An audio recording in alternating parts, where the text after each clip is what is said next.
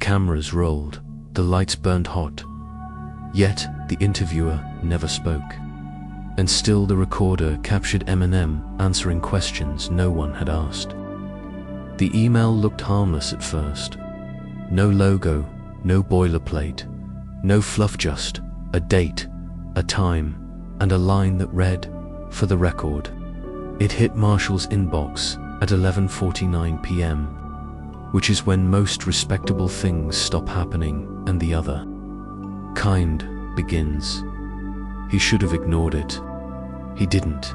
He told himself it was just a late night set up, a warehouse studio, quick Q&A, a favor called in from someone.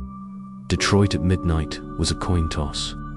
He'd learned to live with the flip. Snow took the edges off the city as he drove. Streetlights turned the flakes into slow falling static. The address was on an industrial strip he have recognized, one of those long rectangles of brick and memory, where bands used to rent rooms by the hour, and no one asked questions if the bass rattled at 3 a.m. He parked under a busted security lamp and sat with the heater, coughing warm breath at his hands, watching his own fog on the windshield fade and return. Inside the building smelled like dust and old paint. A corridor of concrete swallowed his footsteps and gave them back a half-second later, stretched thin. He followed gaffer tape arrows to a door propped open by a sandbag. Beyond it, a small studio dressed up to look bigger. Black backdrop, 2 chairs, a softbox humming, a boom mic asleep above nothing in particular. On a folding table, a portable field recorder blinked a red square the size of a thumbnail. There was an interviewer. Sort of dot. The man sat in the opposite chair, thin suit, tie knotted too tight, hair parted with the kind of precision that meant a comb lived in his pocket. He didn't stand. He didn't smile. He lifted a hand in what should have been a hello and let it fall before the gesture finished being born. His jaw worked once, like it was considering a word, and thought better of it. "Marshall," he said to the room, "because silence doesn't deserve your name." We rolling. The camera's tally light burned steady. The softbox heat reminded him of stage lights, just without the roar that forgives everything. Someone had taped gaffer on the floor to mark his chair's front legs. He stepped over it like it might bite and sat. The interviewer folded his hands. He did not look at his notes. He did not have any. Marshall waited for the first question, the way you wait for a beat to drop. Head tilted, lungs slowed, the count already happening behind your eyes. Nothing came. The only sound in the room was the soft, maddening breath of the HVAC. "Okay," Marshall said, nodding at the camera. "Let's keep it simple. First Q, first A, hit me."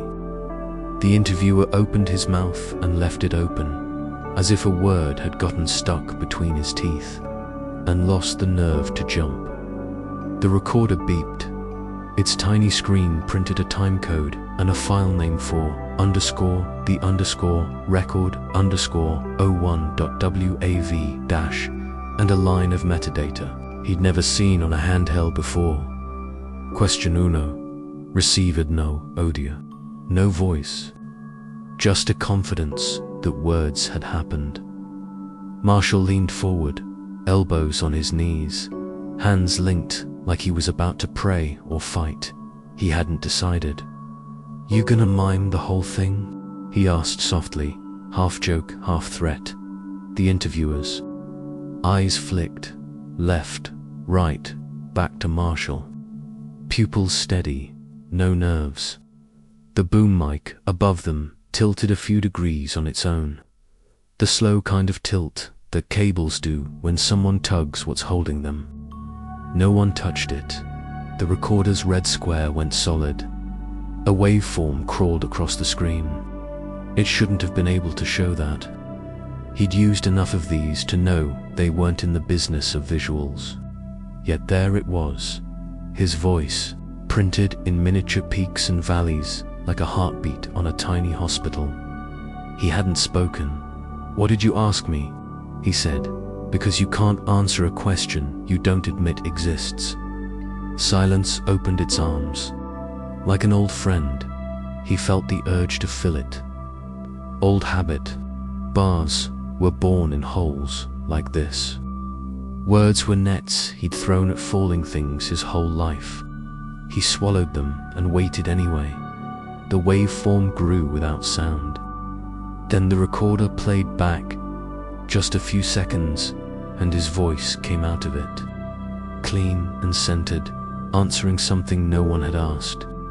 "You want the polite answer or the one I don't give on daytime TV?"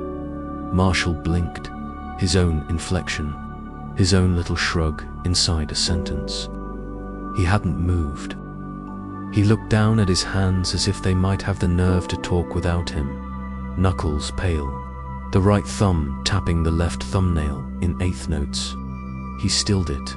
He looked at the interviewer and saw a small thing, the kind you only notice because you've stared at yourself too long on monitors in rooms like this. The man's throat did not move when he breathed.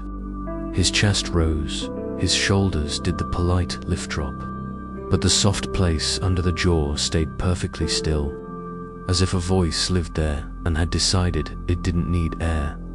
"You're not gonna say anything?" Marshall asked. He didn't mean it as a question. He meant it as a dare. The man's lips parted, a posture more than a function. The recorder pinged question to received. His voice came back from the device before he had time to stop it. "No, I don't regret the part where the first nearly died. I regret who had to watch." Heat climbed the softbox. Marshall felt sweat start under his hoodie. That thin line down the spine that comes when the body thinks the room just got smaller. He shifted in the chair. The tape on the floor refused to squeak. He tried to find a camera operator in the corners and found only black. He focused on the sensible thing, the work. "If this is a bit," he said, low, "it's a good one. But I'm gonna need the part where I'm in on it." The recorder didn't acknowledge jokes. It printed the time code like a bureaucrat stamping a form. Question 3 received. "You're asking if I still hear it when it's quiet?" His voice answered from the tiny speaker. "Yeah, the rhyme, the meter, the hunger. I hear the fight too. That one's louder." He looked at the interviewer again and decided the man had the wrong amount of face. Not wrong in the way that gets you arrested, wrong in the way that happens when you mirror something 40 times on a copier and then hold the print next to the original. The eyes were a hair too far apart. The mouth hovered a microsecond behind every expression. The skin rippled once with a ripple his skin didn't know. "Who sent you?" he asked. He didn't expect an answer, and that made the question feel honest. The camera's tally light pulsed like a throat. The boom mic's cable twitched like it had heard its name. The recorder rolled question 4 received and delivered. "You ever think your voice is the thing that kept you alive and the thing that keeps trying to kill you?" Marshall stood. The chair legs scraped the tape, and at least that was a noise. A real room makes. He paced the 3 steps the gaffer gave him and back. He put his hands on his hips and then took them off because that posture always read defensive on camera, and he was suddenly sure the camera could read. He sat again because leaving felt like losing and staying felt like staying. He looked at the field recorder like it owed him money. "All right, let's do it your way. Ask me something only I should know." The interviewer's mouth turned up at one corner, an almost smile that didn't touch his eyes. The recorder ticked. Question 5 received. "No, I haven't forgiven him," his voice said. "But I stopped carrying his name around in my mouth like a chipped tooth. That's as close as I get. He didn't realize his hands had clenched until the nails bit his palms.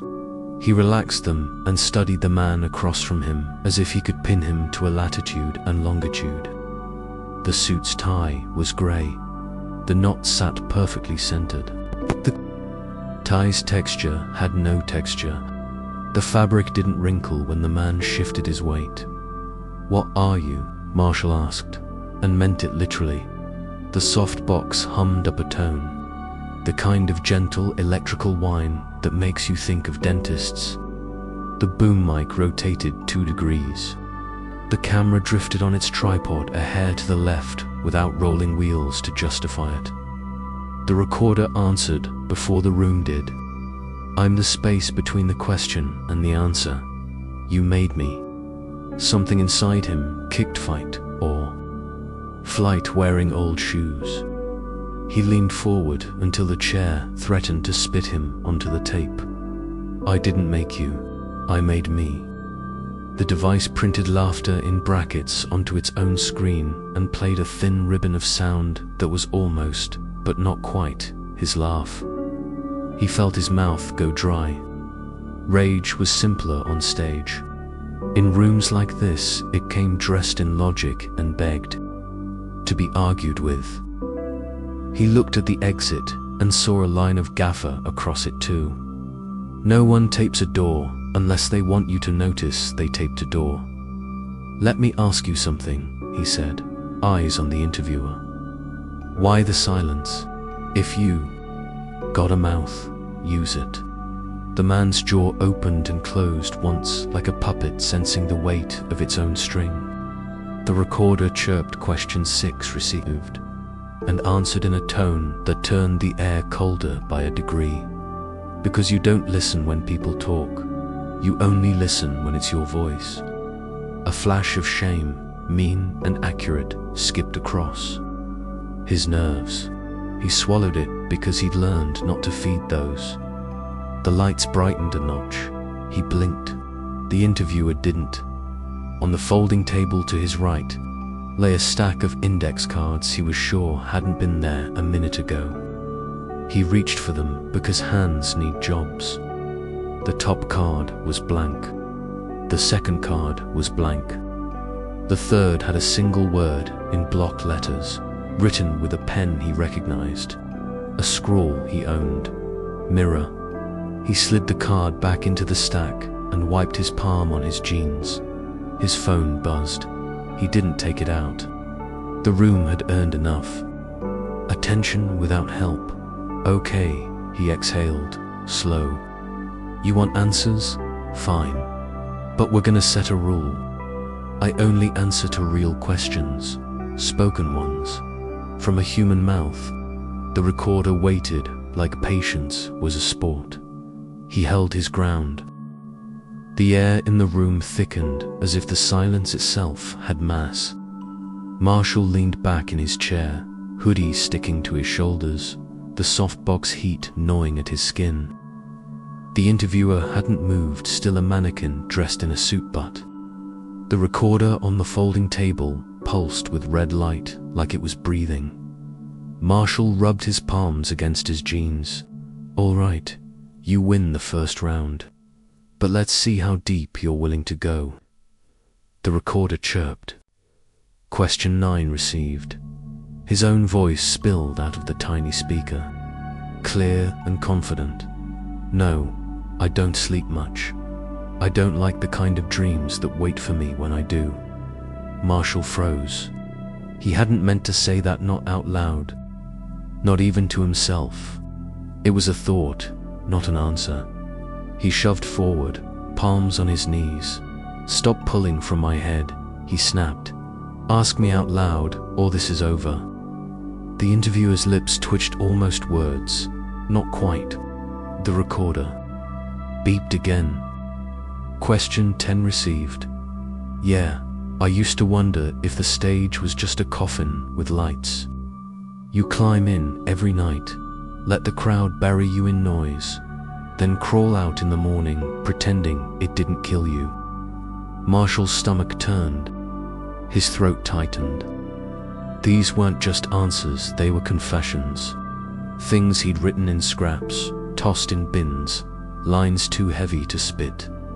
He stood, pacing the small taped square like a caged fighter. "You digging through drafts now? What else you got, huh?" The camera on its tripod rotated slightly, following him without a hand to guide it.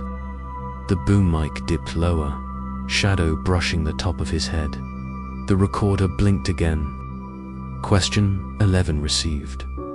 "What scares me most? Easy, my voice. Because one day it won't sound like mine anymore, and I won't know the difference." Marshall froze mid-step. His blood ran cold. That wasn't even a thought he'd had. That was worse. That was prophecy. He lunged for the recorder, snatched it off the table. The plastic felt hotter than it should, as if the circuits inside were burning themselves alive. The screen flickered. Lines of text scrolling faster than he could read. Session extended. Session extended. Session extended. He slammed it back down. Enough. The interviewer tilted his head, and for the first time, Marshall saw it. Their eyes weren't looking at him.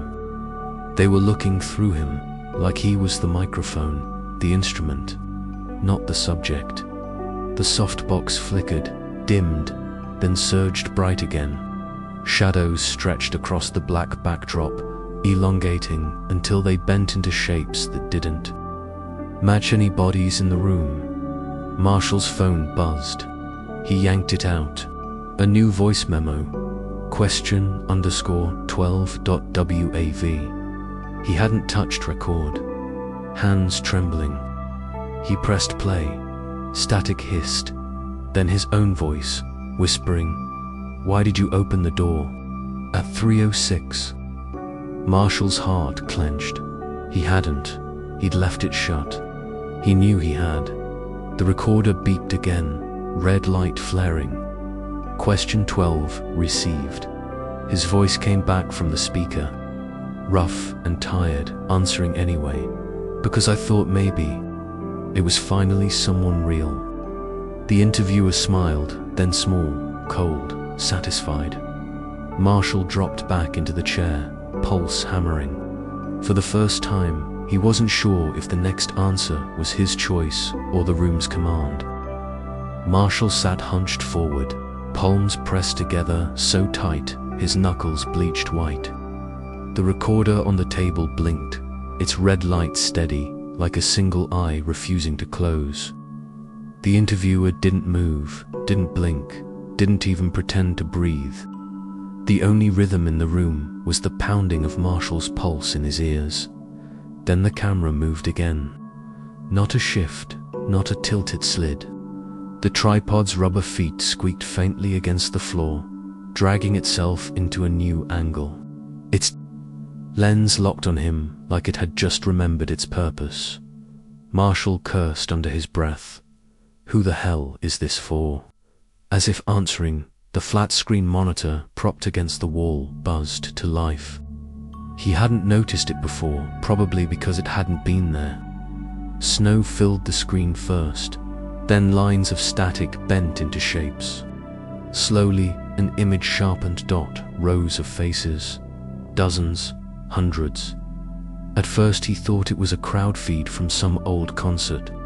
But no, these faces weren't moving right. They stared into the lens, unblinking, each one identical to the last. And worse, each one was his dot, different ages, different haircuts, different years.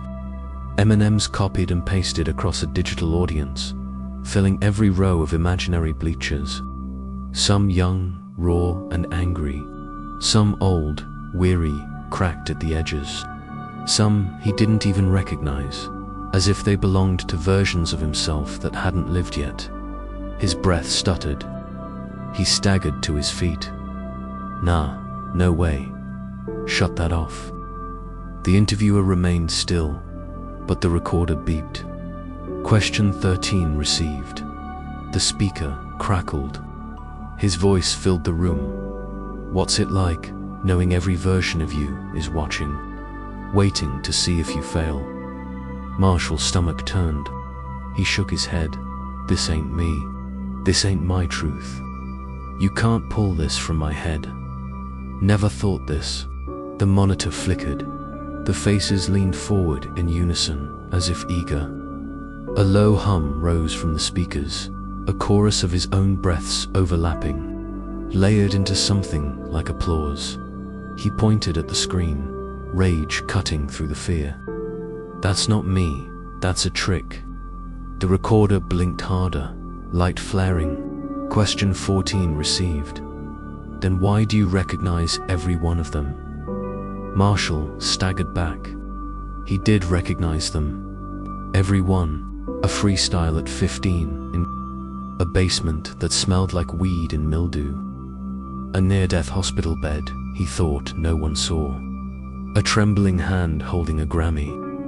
A boy in his mum's house scribbling rhymes like they were prayers. They all stared at him now. None of them blinked. The boom mic lowered closer, shadow stretching like a claw over his shoulder. The interviewer finally moved just his head, tilting sideways until it hung at an impossible angle. The face didn't change, but the motion was enough to snap Marshall's nerves taut. He lunged at the monitor, yanking the plug from the wall. Sparks spat, snow hissed. The screen went black, but the faces didn't disappear. They stayed burned into the glass like after images, faint and ghostly, still watching. His phone buzzed. He didn't want to look. He looked anyway. A new file in his library. Audience_scene.mp4. His hands trembled. The timestamp read, live. The burned-in faces on the monitor glowed faintly in the dark. Rows of identical Marshalls staring back, unblinking, waiting. The room had grown colder. The kind of chill that slides under your skin instead of across it. Marshall stood rigid, fists clenched at his sides, every nerve screaming to leave. But the taped square on the floor felt like a leash. The recorder chirped. Question 15 received. His voice came from the speaker, low and deliberate. When did you first realize you were just another version? A copy of the one before. Marshall shook his head violently. No, I don't play that. I'm not some damn echo of myself. I am myself. The audience of faces flickered, then leaned forward in unison, their lips parting. Not a sound came out, yet the air vibrated, filled with the weight of a question that hadn't been spoken.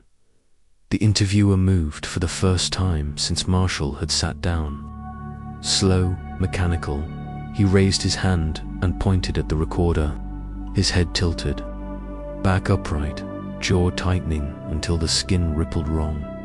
The device beeped again. Question 16 received. If every version of you already answered, what makes you think yours is different? Marshall's breath hitched. His throat felt tight, strangled by the silence. He wanted to scream, to break the table, to smash the recorder, but the eyes of 1,000 selves bore into him. Because I'm still here, he rasped. His voice cracked. He hated that. He drew in a deeper breath, chest heaving. Because I'm the one who gets to speak now. The faces on the monitor blinked all at once. A single, synchronized shudder. The boom mic dipped lower until it nearly brushed his hair. The red tally light on the camera flared like an open wound. The recorder pulsed brighter, screen glowing white. New text scrawled itself across the display. Final question received. Marshall's own voice poured out again. Louder this time. Layered, as though every version of him spoke at once. What happens when the interview ends, but the recording doesn't? The monitor audience erupted not with sound, but with movement. Faces convulsed, mouths open in silent screams, eyes wide with hunger. Their images bled into one another, a storm of marshals collapsing into static dot. The interviewer leaned forward, finally breaking his statue's stillness, and opened his mouth wide. No sound emerged. Instead, the recorder screamed shrill feedback. That made Marshall's teeth ache. He clutched the mic in front of him like a weapon, voice raw. "Then I take the last word." And he did. He shouted one jagged bar, one line, one refusal to vanish into a chorus. His voice cracked the silence, shattered the monitor, and snapped the boom mic's arm in half. The lights exploded. The studio drowned in black dot. The recorder's screen glowed one last time. Session complete. File saved. Interview_final. WAV. Then the light died. Marshall stood in the dark, chest burning, fists shaking, ears ringing with the sound of nothing. But he knew it wasn't over, because silence has a way of asking the next question. The blackness pressed in thick, the kind of dark that hums. Marshall's breaths came ragged, raw, every inhale scraping like sandpaper. The monitor was shattered, the softbox dead, the boom mic hanging snapped in half. Only the faint red standby. Light on the recorder glowed in the silence. He took a step toward it, sneakers crunching on broken glass. The recorder's screen lit suddenly, white text burning across it. Playback starting. Interview_final.wav. Marshall froze. His hand twitched, wanting to smash it, but the sound came before he could act. His own voice filled the room. Not one version, not two, a choir of him, overlapping, out of sync, each Marshall from the monitor audience speaking at once. Some younger, furious, some older, broken. Some versions he didn't even recognize. I told you, every question has an answer, and every answer makes another question. Marshall clutched the mic tighter, throat dry. I didn't agree to this, he muttered. The playback laughed his laugh, multiplied into something inhuman. The recorder scrolled new text across, its display, session extended, location, exterior. He spun toward the exit. The gaffer tape across the door had peeled away on its own, curling at the edges. Beyond, the hallway gaped, dim and endless. His phone buzzed in his pocket. He yanked it out. On the screen was a new file. Interview_final, WEV, live, timecode running, recording him now. His chest seized. He looked at the recorder again. It wasn't glowing anymore. It wasn't even on. Only the phone kept ticking, catching his breath. His heartbeat, the crack of glass underfoot. Marshall staggered to the exit, shoving the door open. Cold Detroit night rushed in, snow biting at his skin. He stumbled into the alley, hoodie pulled tight. Mic still clenched like a weapon. The street was empty, silent. Then, from the phone speaker in his hand, his voice whispered softly, closer, then thought, "We're not done." This was only the first interview. The file saved itself. Screen went black. Marshall stood alone under the falling snow, surrounded by silence that wasn't silent at all. And somewhere, out in the dark city, a new red light blinked, waiting for the next question.